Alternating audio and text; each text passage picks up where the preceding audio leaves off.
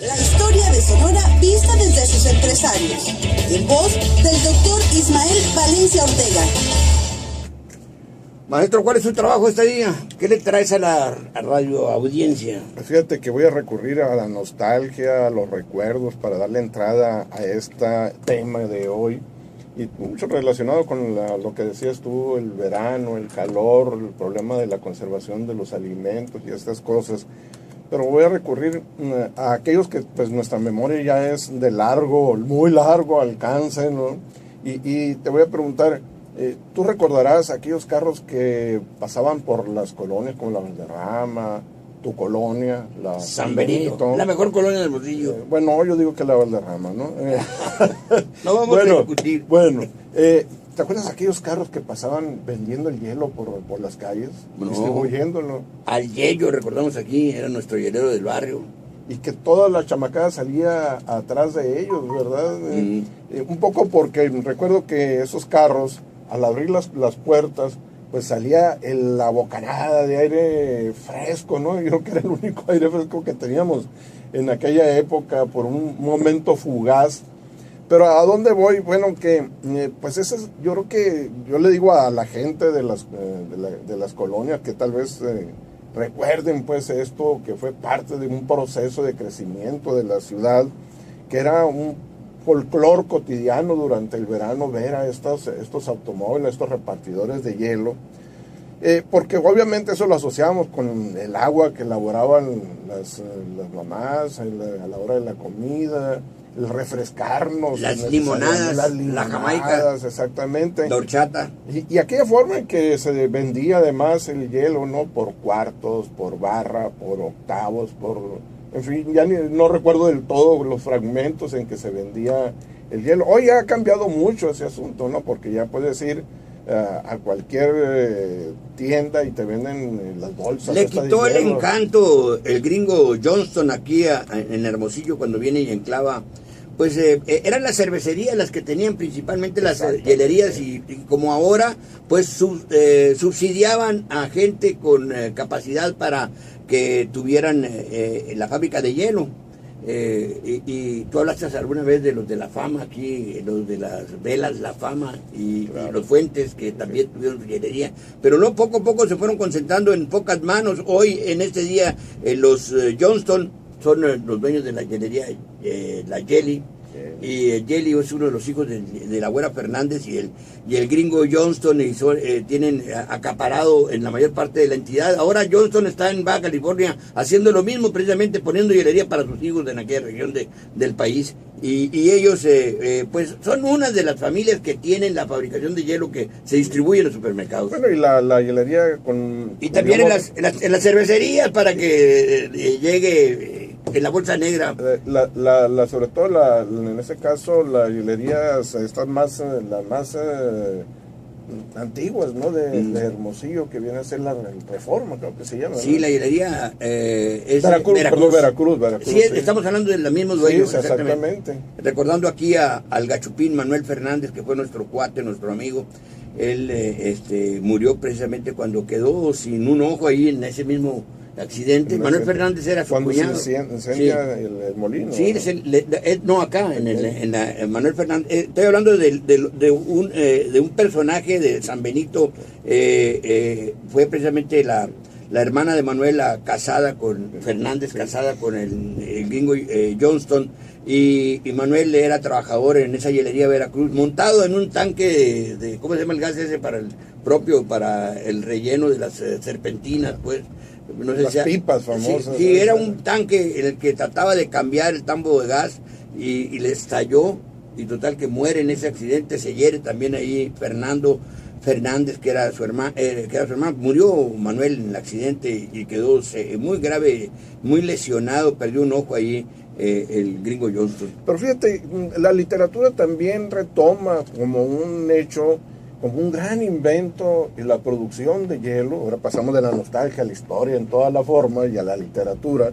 Curiosamente, una de las otras cumbres del ser humano en la literatura, sobre todo en lo que tiene que ver con América Latina, como 100 años de soledad de Gabriel García Márquez, su primer párrafo precisamente cita cómo Aureliano Buendía fue llevado por su padre, poco antes de que lo fuera a fusilar, fue llevado de niño a conocer la invención del hielo, o sea, la producción del hielo, como algo que impactó a las comunidades, sobre todo en regiones donde el hielo de manera natural es difícil que lo veas, pues, lugares como el trópico, como el desierto, lugares calurosos, pero la literatura señala este aspecto como uno de los más extraños y más notables de una época determinada de la historia.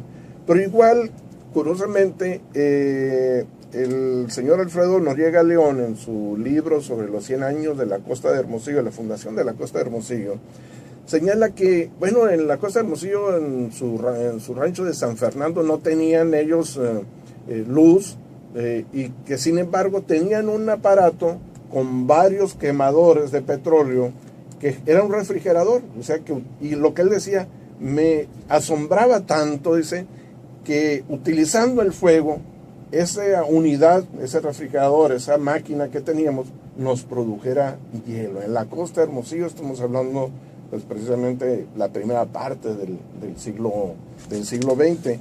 Pero en Hermosillo, no sé hasta dónde, pero hasta donde yo tengo, es que fue por allá en 1885, cuando se instala la primer maquinaria para producir hielo en Hermosillo, y se le concede, como a muchos proyectos industriales de aquella época, todas las facilidades en cuanto a no castigarlos tanto con impuestos. La empresa en aquel entonces se llamaba Art Machine Manufacture, y bueno, era propiedad, o pasó a propiedad, de Gustavo Torres, Víctor Hilar y Felizardo Torres. Gente que fue simbólica de principios del siglo XX, y después esta va a pasar a lo que tú señalas, a la cerveza, a manos de Geo Gruning y Hofer, los dueños de la cervecería de Sonora.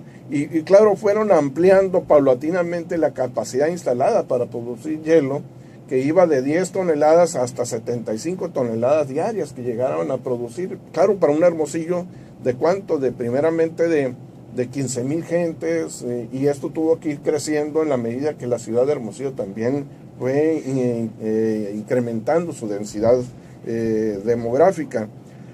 Hay pasajes curiosos en la historia del hielo, el enfrentarse al hielo, como en el caso de Guaymas, que el hielo llegaba vía marítima a través de los barcos, y lo bajaban, y dice que los parroquianos que consumían cerveza, pues cada vez que llegaba, una vez al mes, se iban a la cantina, y pues casi se acababan la cerveza apurados, porque querían tomarse la helada antes de que el hielo se acabara.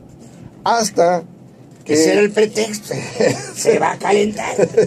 Apúrate. Sí, y así fue como Juan Alfredo Robinson finalmente instaló su productora, su máquina productora de hielo, y dijeron, al fin vamos a podernos tomar la cerveza poco a poco, despacio y de manera tranquila. El Salvador, ¿cómo se llama? El Salvador de esa situación. Juan Alfredo Robinson, ¿no?